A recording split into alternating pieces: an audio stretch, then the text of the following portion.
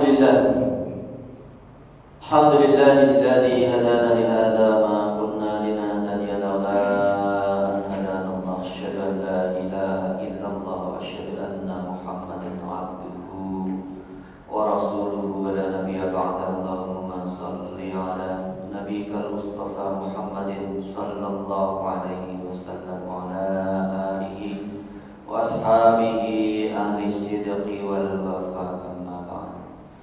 Ya ayyuhal rahimakumullah, Bapak-bapak, Ibu-ibu dan saudara-saudaraku sekalian yang dirahmati Allah Subhanahu wa taala. Alhamdulillah kita dipertemukan kembali oleh Allah Subhanahu wa taala dalam kesempatan ini untuk kita bersama-sama melanjutkan aktivitas kita, baik itu salat maupun thalabul ilmi atau tafaqquh fiddin. Dan kita masih melanjutkan kajian kita, yaitu kajian akidah Islam. Dan kita masih membahas tentang rukun iman atau usul iman, yaitu rukun iman yang keempat, beriman kepada para Rasul Allah. Dari rahmat Allah Subhanahu wa taala, hubungan antara Rasul dan wahyu. Jadi Rasul itu dia diberikan oleh Allah Subhanahu wa taala, yaitu wahyu. Apa itu wahyu? Wahyu secara bahasa atau secara terminologi berarti isyarat yang cepat. Ya, al-isyarat as-sari'ah, isyarat yang cepat, makna wahyu secara bahasa. Nah, isyarat ini bisa melalui beberapa wasilah, bisa melalui pembicaraan, ya, bisa melalui suara saja, dan terkadang juga melalui isyarat dengan sebagian anggota badan. Ya, jadi isyarat yang cepat atau pemberitahuan. Ya. Di al-wahyu itu Allah memberitahukan kepada nabinya, kepada rasulnya, dengan isyarat yang cepat. Dari rahmat Allah Subhanahu wa taala. Jadi ini secara bahasa ya. Jadi wahyu itu secara bahasa adalah isyarat yang cepat atau pemberitahuan yang cepat. Nah, ini dicontohkan ya dalam Al-Qur'an, kisah tentang Nabi Zakaria. Fa kharaja ala qaumihi minal mikhrabi fa awfa ilaihim an sabbihu bukratan wa ashiyan. Fa kharaja ala qaumihi minal mikhrab, maka dia keluar dari mikhrab. Fa'auha ilaihim, fa'auha di situ ya, memberikan isyarat. Ya, auha itu ya asal kata wahyu tadi. Fa'auha, maka dia memberikan wahyu, artinya adalah memberikan isyarat kepada kaumnya. Ini makna wahyu secara bahasa. Secara etimologi pengertian wahyu mengandung beberapa makna. Yang pertama adalah ilham al-fitri lil insan. Di wahyu itu bisa juga maknanya ilham.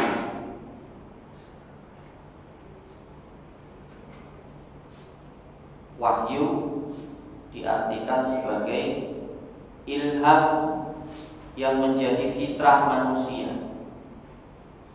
Jadi ini maknanya umum.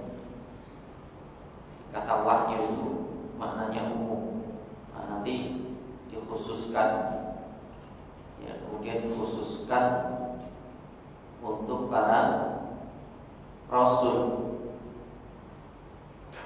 Nah, seperti contoh dalam surat Al-Qasas, yaitu kisah tentang ibunya Musa. Allah Subhanahu wa taala berfirman, "Wa auhayna ila ummi Musa an ardi'ihi."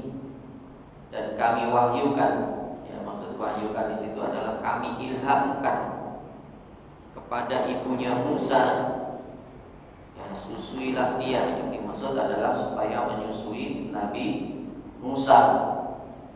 Jadi ceritanya ketika Nabi Musa itu dihanyutkan, ya, dihanyutkan ke Sungai Nil, kemudian ditemukan oleh istrinya Fir'aun, ya, maka di situ dia membutuhkan orang yang bisa menyusuinya.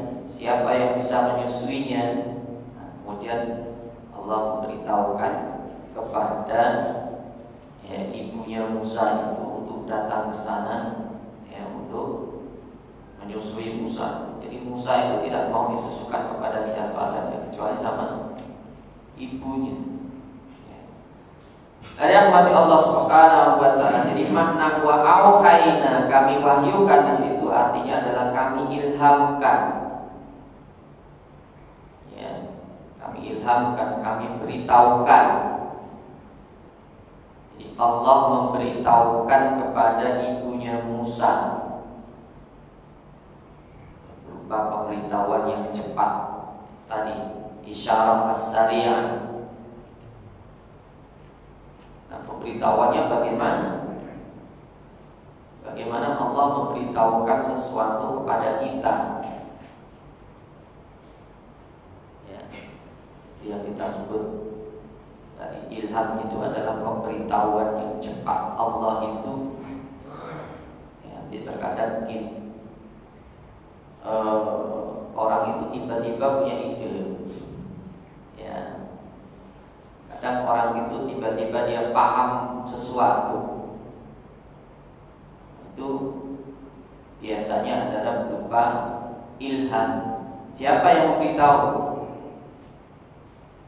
Yang memberitahu adalah Allah. Jadi Allah memberitahukan, ya, ke dalam hati kita suatu pemahaman. Itu yang disebut dengan ilham. Jadi kalau tiba-tiba kita tahu, paham tentang sesuatu, itu yang diberitahu adalah Allah, kalau itu berkaitan dengan kebaikan. Rahmati Allah Subhanahu wa taala. Yang kedua, wahyu bermakna ilham yang berupa naluri pada binatang.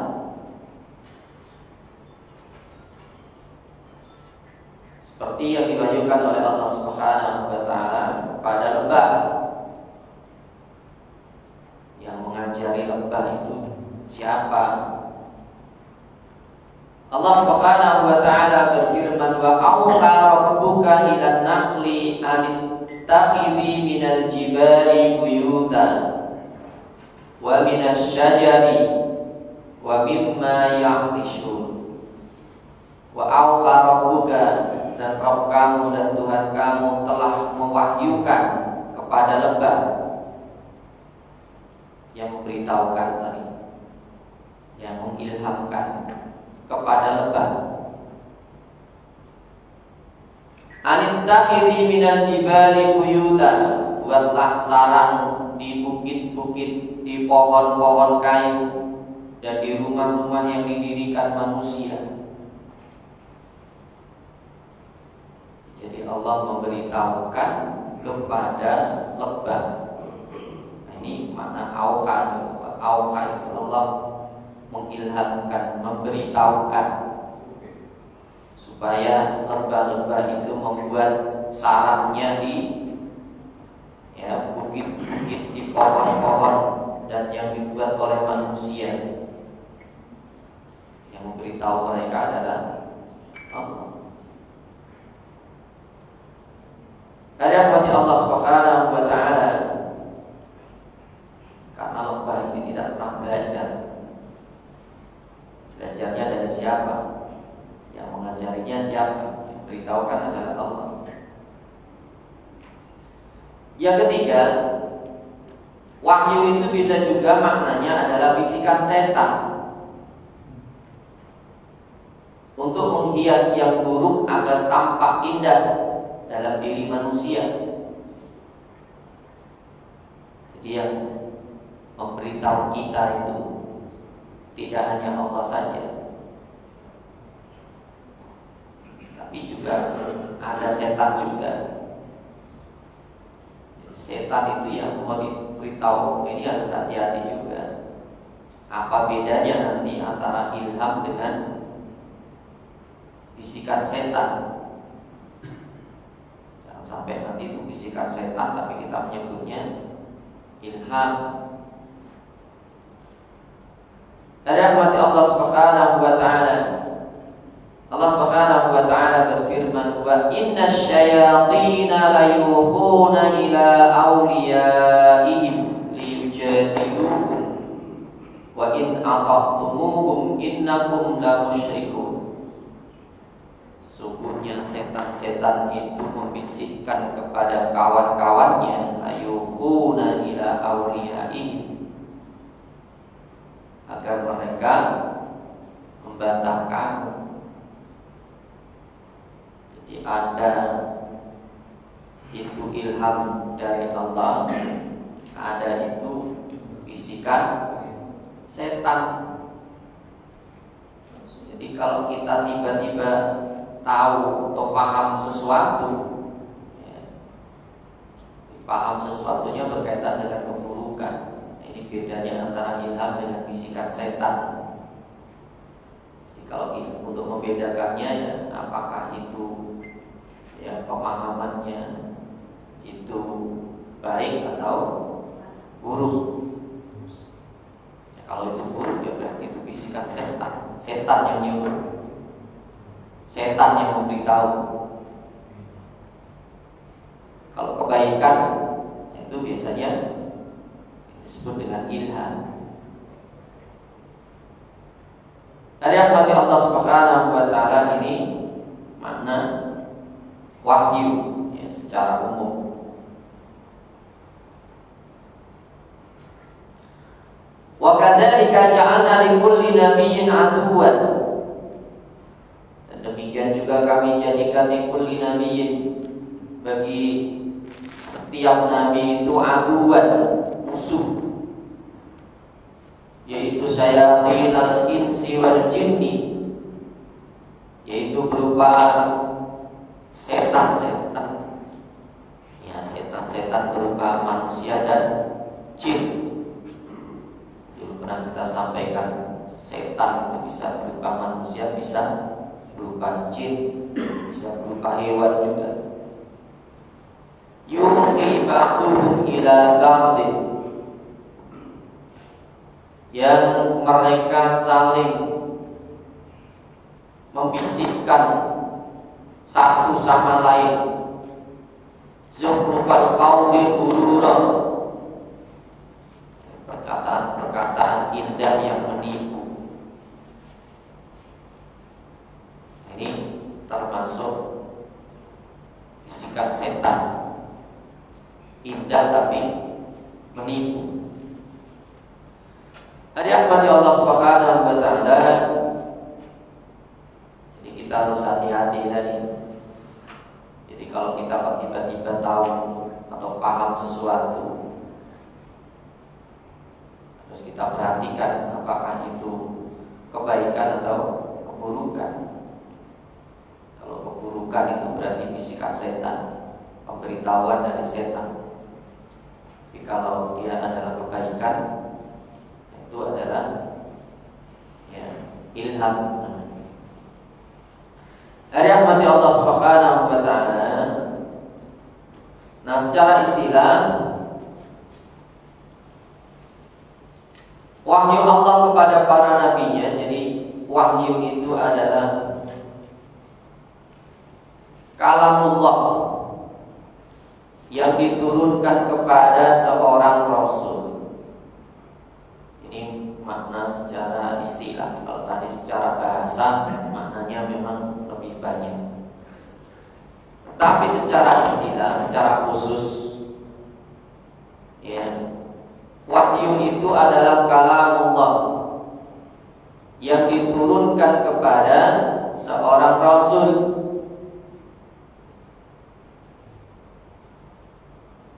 Dari rahmat Allah Subhanahu wa taala, yaitu i'lamullah ta'ala man yastafihi min ibadihi ma arada min hidayatin bi tariqatin khafiyatin sari'atin. I'lamullah, pemberitahuan Allah. Jadi wahyu itu adalah pemberitahuan Allah kepada orang yang dipilihnya dari hamba-hambanya untuk diberi hidayah secara tersembunyi dan cepat. Ini makna wahyu secara khusus. Jadi wahyu itu adalah pemberitahuan dari Allah kepada orang yang dipilihnya, yaitu para rasul, ya, untuk diberi hidayah. Bagaimana caranya? Secara tersembunyi dan cepat. Tadi diartikan wahyu itu adalah isyarat yang cepat. Dari rahmat Allah Subhanahu wa taala, ini makna wahyu secara istilah. Nah, menurut Muhammad Abduh, beliau mendefinisikan wahyu di dalam risalah tauhidnya bahwa wahyu adalah pengetahuan yang didapati seseorang dari dalam dirinya, ya, dengan suatu keyakinan bahwa pengetahuan itu datang dari Allah, baik dengan melalui perantaraan atau tidak. Yang pertama melalui suara yang terjelma dalam telinganya atau bahkan tanpa suara. Jadi pengetahuan yang kita dapati dalam diri kita, ya, tadi Allah tiba-tiba memberitahu kita sehingga kita memahami sesuatu, paham sesuatu, ya. Nah, pemahaman itu atau pemberitahuan yang cepat itu, ya, Allah berikan kepada kita. Itu bagian dari ilham. Kalau selain Nabi atau selain Rasul itu namanya ilham. Nah, kalau bagi Nabi atau Rasul itu namanya wahyu. Dari rahmat Allah Subhanahu wa taala. Nah, beda antara wahyu dengan ilham adalah bahwa ilham itu intuisi yang diyakini oleh jiwa yang mendorong untuk mengikuti apa yang diminta tanpa sadar dari mana datangnya. Tadi pemahaman itu nggak tahu nih, kok tiba-tiba saya tahu. Siapa yang kasih tahu? Ya, kalau itu kebaikan yang kasih tahu adalah Allah. Tapi kalau itu keburukan yang kasih tahu siapa? Setan. Ya. Tanpa ada yang kasih tahu, tapi kita mengetahui sesuatu. Hal seperti itu serupa dengan perasaan lapar, haus, sedih, dan senang. Itu ada dalam diri kita, pengetahuan itu. Dari rahmat Allah Subhanahu wa taala. Kata wahyu paling banyak dipakai dalam Al-Quran dengan makna pemberitahuan Allah kepada siapa yang dipilih dari hamba-hambanya, ya. Juga pada semua yang ingin diperlihatkan dari berbagai macam hidayah dan ilmu dengan cara rahasia dan tersembunyi, dengan cara yang tidak biasa bagi manusia. Ini makna, ya, wahyu yang banyak dijumpai di dalam Al-Quran. Dari rahmat Allah Subhanahu wa taala,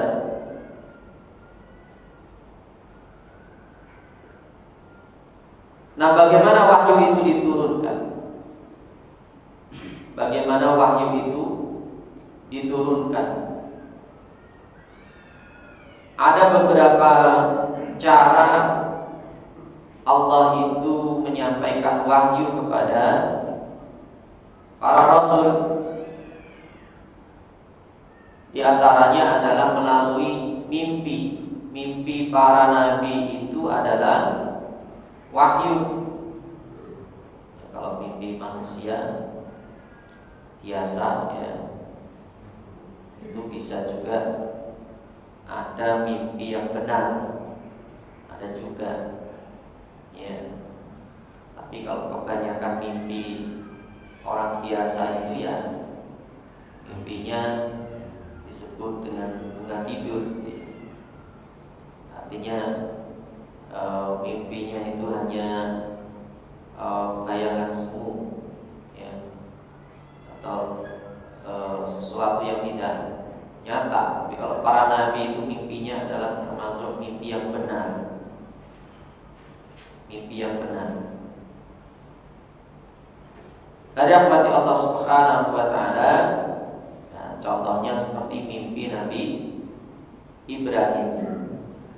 Jadi Nabi Ibrahim itu ketika mendapat perintah untuk menyembelih anaknya, nah itu perintahnya melalui mimpi. Nah, mimpinya para rasul itu adalah wahyu. Itu diantara salah satu cara Allah itu memberitahu kepada para rasulnya. Allah Subhanahu wa taala berfirman, "Falamma balagha ma'ahu as-sa'yu."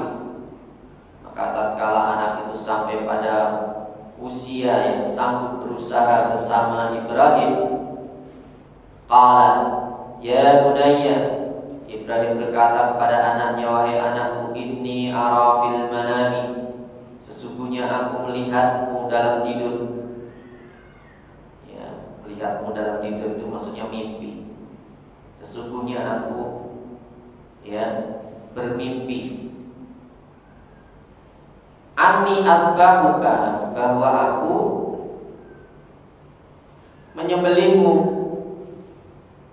Mimpi menyembelih anaknya. Itu perintah kalau dalam mimpi para rasul. Kalau mimpi kita ya itu, jadi kalau ada orang yang mimpi nyembelih anaknya, kira-kira itu yang nyuruh setan apa Allah? Kalau manusia biasa itu bisa setan, tapi ini rasul. Rasul bermimpi menyembelih anaknya. Maka kemudian dia bertanya kepada anaknya, kepada Ismail, "Fanzur madza tara?" Ya, maka fikirkanlah bagaimana pendapat. Jadi Nabi Ibrahim diskusi sama Ismail. Ya, yang bercerita kalau dia menyembelih anaknya. Lalu anaknya mengatakan, ya abatif al-matuman, wahai ayahku, lakukan apa yang diperintahkan. Ya, yang diperintahkan Allah kepada satajiduni insyaallah minas sabirin. Maka engkau akan mendapatiku insyaallah termasuk orang-orang yang sabar. Ini mimpi ya para rasul itu adalah termasuk wahyu. Jadi cara Allah menyampaikan wahyu diantaranya adalah melalui mimpi. Ya, Allah memberitahukan kepada rasulnya lewat mimpi. Ada rahmat Allah Subhanahu wa taala. Yang kedua, Allah berbicara kepada rasulnya dari balik tabir. Jadi maksud dari balik tabir itu ya Allah berbicara kepada rasulnya tapi tidak menampakkan diri. Ini antaranya adalah ketika Allah memberitahukan atau mewahyukan atau memberi wahyu kepada Nabi Musa. Ya, Nabi Musa mendapatkan wahyu. Di situ Allah berbicara ya kepada Nabi Musa. Tapi Nabi Musa tidak melihat Allah. Dari rahmat Allah Subhanahu wa taala, Allah Subhanahu wa taala berfirman, "Falamma ataha nudiya ya Musa, inni ana rabbuka fakhla na'laika innaka bil wadil muqaddasi tuwa wa ana akhtartuka fastami' lima yuha innani anallahu la ilaha illa ana fa'budni wa aqimis salata li dzikri." Nabi Musa itu dulu ya, perintahnya juga diperintahkan untuk sholat juga. Ketika ia datang ke tempat api itu, ia dipanggil, "Wahai Musa," ya, karena dia dalam perjalanan bersama istrinya menuju Mesir, tengah malam, tengah padang pasir. Ya, karena dia butuh api, dia melihat api ketika itu. Maka didatangilah api itu. Ketika sampai di tempat api itu, nah disitulah ya Allah berbicara kepada Nabi Musa. Artinya dia mendapatkan wahyu. Allah berfirman, "Wahai Musa, sesungguhnya aku ini adalah Tuhanmu. Maka tanggalkanlah kedua terompahmu." Ya, disuruh copot sandalnya. "Sesungguhnya kamu berada di lembah yang suci, yaitu bil wadil muqaddasi tuwa. Dan aku telah memilih kamu, maka dengarkanlah apa yang akan diwahyukan kepadamu. Sesungguhnya aku ini adalah Allah, tidak ada Tuhan yang berhak disembah selain aku, maka sembahlah aku dan dirikanlah sholat untuk mengingatku." Nah, di situ Nabi Musa juga dapat perintah sholat. Ya, jadi ibadah para nabi itu ya sholat. Jadi sholat itu bukan hanya ya perintah Allah kepada Nabi Muhammad saja, tapi kepada semua Rasul itu adalah perintahnya sholat. Ya, kepada Nabi Ibrahim, kepada Nabi Ismail, kepada Nabi Daud, kepada Nabi Musa. Jadi ibadah para nabi itu ya sholat. Tadi rahmati Allah Subhanahu wa taala. Jadi ayat ini juga tadi mengandung perintah wa aqimis sholata li dzikri, dan dirikanlah sholat itu untuk mengingatku. Jadi Allah berbicara kepada Rasulnya dari balik tabir. Ya, mereka mendengar suaranya tapi tidak melihat Allah. Yang ketiga, cara diturunkan wahyu adalah lewat perantara malaikat. Allah Subhanahu wa taala berfirman, "Wa ma kana li basyarin ay yukallimahullahu illa wahyan aw min wara'i hijabin aw yursila rasulan fayuhi bi'idnihi ma yasha'u innahu aliyyun hakim." Wa ma kana li basyarin, dan tidak adalah seorang manusia itu ya berbicara dengan dia. Jadi kalau ada orang yang diajak bicara Allah, illa wahyan, ya, kecuali dengan perantara wahyu. Jadi kalau Allah berbicara pada Rasul, dia wahyu. Jadi kalau Al-Quran itu adalah wahyu, ya, kita sebut dengan kalamullah, itu adalah kalamnya Allah. Allah berbicara dengan Rasulnya dengan perantara wahyu, dengan Al-Quran. Di Al-Quran itu adalah Allah berbicara kepada para Rasulnya, pada Nabi Muhammad SAW, dan juga itu, ya, pesan-pesannya kepada kita, para pengikut Rasulullah SAW. Jadi Allah berbicara kepada manusia ya dengan melalui wahyu itu, ya, maka disebut kalamullah. Al-Quran itu adalah kalamullah. Jadi kalau kita ingin tahu, ya, ingin memahami Allah, ingin mengenal Allah, ya, bacalah Al-Quran, karena disitulah Allah berbicara kepada kita, pada manusia. Ya, kalau orang itu tidak membaca Al-Quran, ya nggak tahu yang diinginkan oleh Allah itu apa, perintah Allah itu apa, ya, karena Allah itu berbicara, ya, melalui Al-Quran itu, kalam Allah. Jadi walaupun kita tidak bisa melihat Allah, tapi kalau kita membaca Al-Quran itu, ya, itulah, ya, kita bisa memahami atau mengenal Allah lewat kalamnya itu.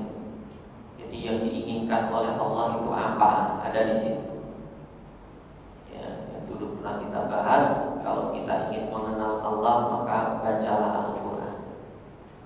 Jangan kita dengar kalau omongan orang-orang itu mah hanya upaya untuk memahami Al-Quran.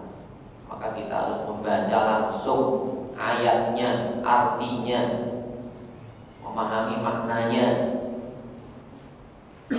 Ya. Dari rahmat Allah Subhanahu wa taala,